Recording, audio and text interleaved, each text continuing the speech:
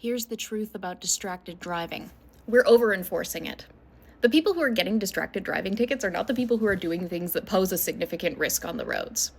Police, the way that they enforce distracted driving, which by the way is a $368 fine and 4 penalty points in British Columbia, which means that you have to pay the penalty point premium. So not only do you pay the government $368 for the ticket, but you also then pay them another $100 or so for your points about a year later.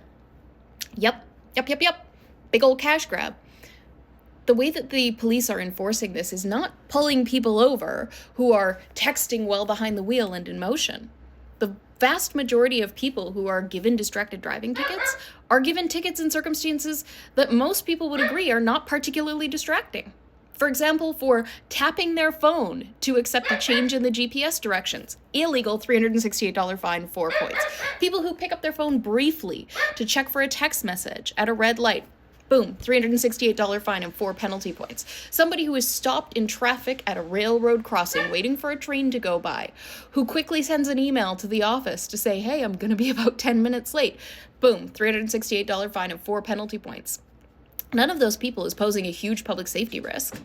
Yes, there is the theoretical possibility that the light could change or the train could finish and traffic could start moving and there could be a rear-end collision. But that's a minimal possibility. And our driving laws should reflect the conduct. The punishment should fit the crime. And when it comes to distracted driving in British Columbia, the punishment doesn't fit the crime, the way that it's being enforced. You see police officers in British Columbia walking up and down lines of cars in choke points in traffic, knocking on windows and pulling people over, demanding that they then face the consequences of these tickets. And I'm not saying that it's unfair for the police to do this, but it distracts from the real issue, which are the people who are using their phones while the vehicle is in motion.